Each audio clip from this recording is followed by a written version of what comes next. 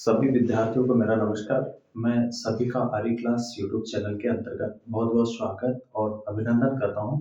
प्रिय विद्यार्थियों, आज जो हम बात करने वाले हैं वो प्राचीन भारतीय जो राजनीतिक चिंतक के रूप में जिनको जाना जाता है जो है मनु के संदर्भ में हमारी क्लास रहेगी। प्रिय विद्यार्थियों, जैसा हम भारतीय राजनीतिक विचारकों को 2 पार्टों में विभाजित करते हैं, एक तो प्राचीन भारतीय राजनीतिक विचारक और एक आधुनिक भारतीय राजनीतिक विचारक।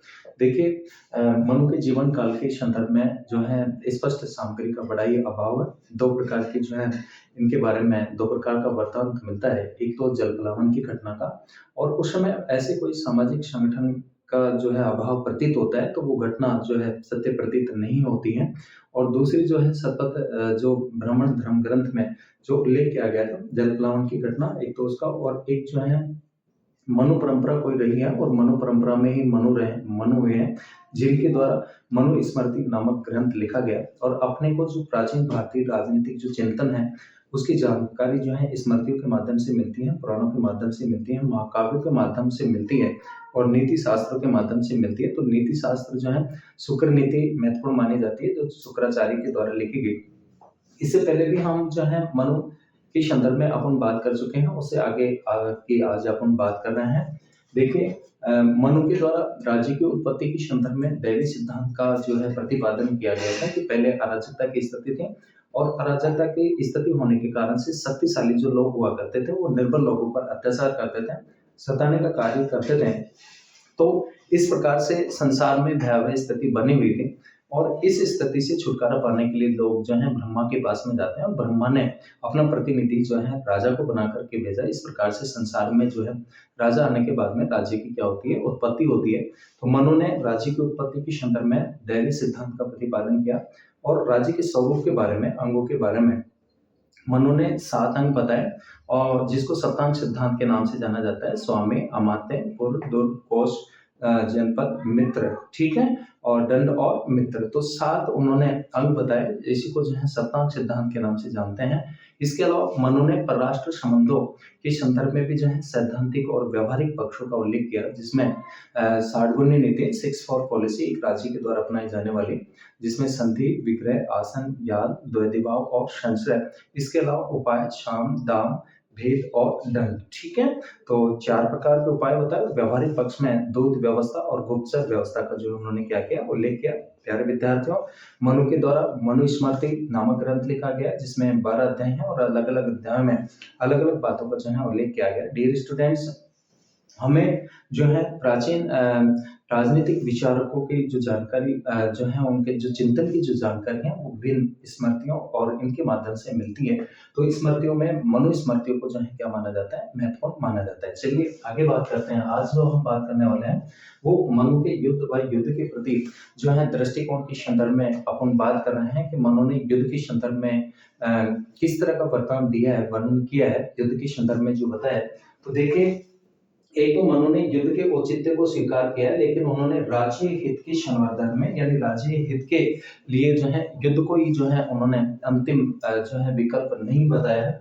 इसके अलावा जो है राज्य हित की पूर्ति के लिए अपनाए जा सकने वाले साधनों की तुलनात्मक वरीयता और वांछनीयता के क्रम में मनु युद्ध को अंतिम स्थान देते हैं। और मनु ने जो है मनुस्मृति में अनेक प्रसंगों में मनु ने शासक को परिस्थितियों यानी राजा को परिस्थितियों के सौराष्ट्र के प्रति, अपने राष्ट्र के प्रति अनुकूल होने की दशा में दूसरे राज्य पर आक्रमण का परामर्श दिया है। मनु का मानना है कि राजा अपनी सेना आदि को शक्तिशाली एवं शत्रु पक्ष की सेना को इसके विपरीत समझे तो उसे आक्रमण कर देना चाहिए, तथा यदि वह शत्रु राज्यों को अमात्यों के विरोध आदि व्यसनों में पड़ा समझे तो भी आक्रमण कर दिया जाना चाहिए। लेकिन युद्ध के समय दोनों पक्षों की विजय और पराजय अनिश्चित होने के कारण मनु ने शासक को इस बात का परामर्श दिया है, यानी राजा को इस बात का परामर्श दिया है कि शासक को जो है युद्ध को त्याग देना चाहिए। और मनु ने साम, दाम, भेद, ठीक है। देखिए, उपाय का उल्लेख किया गया है भारतीय ग्रंथों में। तो जो उपाय हैं 4 प्रकार के उपाय बताए गए हैं। साम, इसके अलावा दाम, इसके अलावा भेद और अंतिम जो विकल्प के रूप में बताया गया है इसको दंड, ठीक है। दंड का मतलब होता है पीड़ित करना, आक्रमण करना। तो जब 3 उपाय जब विफल हो जाएं तो अंतिम विकल्प को जो है अपनाया जाना चाहिए। और युद्ध के प्रकारों की बात करें तो युद्ध के जो प्रकार हैं, टाइप ऑफ वार, युद्ध के प्रकार, युद्ध के प्रकार। तो मनु ने जो है युद्ध के दो प्रकारों का उल्लेख किया है। एक तो जो है धर्म युद्ध, ध्यान रखना, एक तो धर्म युद्ध और दूसरा जो प्रकार बताया है वो कूट युद्ध। एक धर्म युद्ध और दूसरा जो प्रकार बताया है वो कौन सा बताया है? कूट युद्ध।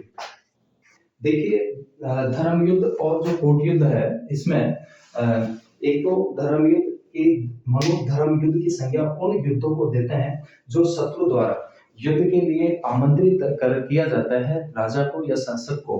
तो ऐसी स्थिति में होने वाले युद्ध, और जो कि प्रमुख रूप से इस प्रकार का जो वार होता है, युद्ध होता है, वो नैतिक नियमों पर आधारित होता है, जिसको धर्म युद्ध कहते हैं। ठीक है ना? धर्म युद्ध नैतिक नियमों पर आधारित होता है। शत्रु के जवाब जब राजा को आमंत्रित किया जाए तो जो युद्ध होता है उसको धर्म युद्ध की संज्ञा देते हैं। लेकिन ये जो युद्ध होता है वो नैतिक नियमों पर आधारित होता है, अर्थात सोए हुए सैनिकों पर आक्रमण नहीं करना चाहिए और इस युद्ध में किसी भी प्रकार का छल कपट का सहारा नहीं लिया जाना चाहिए। तो ऐसा जो युद्ध है वो धर्म युद्ध कहलाता है। कौन सा युद्ध कहलाता है? धर्म युद्ध। इसके बाद में जो है कि नैतिक नियम, जैसे सोए हुए व्यक्ति को आक्रमण नहीं किया जाए, असैनिकों को से युद्ध नहीं किया जाए, और शरणागत योद्धा, अगर कोई योद्धा शरण में आया है तो उस पर भी जो है आक्रमण नहीं करना चाहिए। तो नैतिक नियमों पर आधारित जो युद्ध होता है वो धर्म युद्ध होता है। उसके बाद में आता है कूट युद्ध। देखिए कूट युद्ध नाम से स्पष्ट हो रहा है कि जो छल कपट के आधार पर जो युद्ध लड़ा जाता है उसको कूट युद्ध की संज्ञा देते हैं मानो। और जिन युद्धों में युद्ध के नैतिक नियमों की अवहेलना, अर्थात नैतिक नियमों का पालन नहीं किया जाता है, तो उन्हें मनु ने कूट युद्ध कहा है। मनु ने कूट युद्ध के अंतर्गत जो क्रियाओं को समावेश किया है कि शत्रु को पीड़ित करने के लिए उसके चारों घेरा डाला जाना या उसके चारा, अन्न, भोजन, ईंधन को नष्ट किया जाना, इस तरह का अगर कार्य किया जाता है तो वो कूट युद्ध के अंतर्गत आता है। इसके अलावा शत्रु के जैसे नहर, कूप आदि को नष्ट किया जाना, नगर के परकोटों को नष्ट किया जाना, इसके अलावा खाई खोदना और प्रवेश बनाने योग्य मिट्टी को भर दिया जाना, रात्रि में युद्ध के बाद यंत्रों की सहायता से शत्रु को भयभीत करना, इस प्रकार का अगर कार्य किया जाता है तो कूट युद्ध की श्रेणी में आता है। शत्रु पक्ष के सेनापति मंत्रियों को लालच देकर के अपने पक्ष में करना, शत्रु के द्वारा किए जा रहे कार्यों को गुप्त ढंग से उनका ज्ञान प्राप्त करना, ये भी जो है किसकी श्रेणी में आएगा? ये कूट युद्ध की श्रेणी के अंतर्गत आता है। ठीक है? इसके बाद में युद्ध के नियम बताए हैं और युद्ध के नियमों के अंतर्गत मनु ने कहा है कि युद्ध के दौरान भी नैतिक नियमों के पालन पर अत्यधिक बल देते हैं। मनु की युद्ध संबंधी नीतियों के विवरण से इस बात का स्पष्ट होता है कि वे युद्ध के नियमों का पालन आवश्यक समझते थे। तो जैसे नियम जो बताए हैं कि युद्ध में कूट शस्त्रों, अर्थात बाहर से लकड़ी आदि और भीतर से घातक विष से बुझाए गए शस्त्रों, अग्नि से प्रज्वलित अग्रभाग वाले शस्त्रों का प्रयोग नहीं करना चाहिए और शरण में आए हुए जो है शत्रु पर शस्त्र प्रहार नहीं किया जाना चाहिए। सोए व्यक्तियों पर शस्त्र रहित और युद्ध में जो भाग नहीं ले रहे हैं उन व्यक्तियों पर आक्रमण नहीं किया जाना चाहिए। युद्ध में योद्धाओं द्वारा जीता गया धन उन्हीं योद्धाओं को प्रदान कर देना चाहिए और राजा द्वारा युद्ध में जीते गए धन में प्रत्येक योद्धा को उसके पुरुषार्थ के अनुसार प्रत्येक को जो है जो जीता गया धन है वो उनमें डिस्ट्रीब्यूट या बांटना चाहिए। ठीक है? इसके बाद में आते हैं विजित राष्ट्र और उसके प्रति विजेता का व्यवहार, कि जिस राष्ट्र को जीता गया, जिस राज्य को जीता गया, उसके प्रति कैसा व्यवहार होना चाहिए। तो मनु ने कहा है कि युद्ध में विजित धन के संबंध में मनु ने राजा को, शासक को इस बात का परामर्श दिया है कि कम मूल्य के द्रव्य युद्ध में जीत कर लाने वाले योद्धा को ही दिए जाने चाहिए। मनु के अनुसार केवल बहुमूल्य रत्न, सोना, चांदी, भूमि ही राजा द्वारा ग्रहण किए जाने चाहिए तथा उनका भी यथा समय सैनिकों के मध्य पुरुषार्थ के आधार पर वितरण कर दिया चाहिए। इसके अलावा मनु ने इस बात का सलाह दिया है, परामर्श दिया है कि विजित राज्य पर अपना शासन स्थायी बनाने के लिए राजा को वहां के व्यक्तियों के प्रति उदारता और सहिष्णुता का व्यवहार करना चाहिए, जिससे वे शासन के कार्य में सहयोग प्रदान करें। और मनु ने इस संदर्भ में विजेता शासक को निर्देश दिया कि वह विजय लाभ के उपरांत प्राप्त की गई वस्तु को कुछ अंश देवताओं और ब्राह्मणों को दान कर दें। राज्य से विज्ञापित करें कि युद्ध में जिन व्यक्तियों से उनके प्रति विरोध का आचरण किया है उन्हें अभय दान प्रदान किया जाता है, तब वे निर्भर होकर अपने अपने कार्य कर सकें।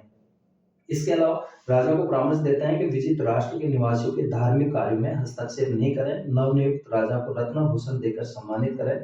परराष्ट्र संबंधों के विभिन्न पक्षों के संदर्भ में मनुस्मृति में जो विवेचन स्पष्ट होता है, उसमें आदर्शात्मक और संगठित व्यवस्था का क्या करते हैं, प्रतिपादन करते हैं। तो प्रिय विद्यार्थियों, विशेष हमारी क्लास थी मनु के संदर्भ में, और इसके अंतर्गत हमने मनु का युद्ध और युद्ध के प्रति जो है दृष्टिकोण देखा। मोस्टली रूप में आपको ध्यान रखना है कि मनु ने दो प्रकार के युद्धों का उल्लेख किया है, दो प्रकार के युद्धों के संदर्भ में बताई गई बात, एक तो धर्म युद्ध और एक कूट युद्ध। इसके अलावा अंतिम विकल्प के रूप में जो है युद्ध को स्वीकार करते हैं। ठीक है, मिलते हैं नेक्स्ट क्लास में नए टॉपिक के साथ में, तब तक सभी विद्यार्थियों का बहुत बहुत धन्यवाद।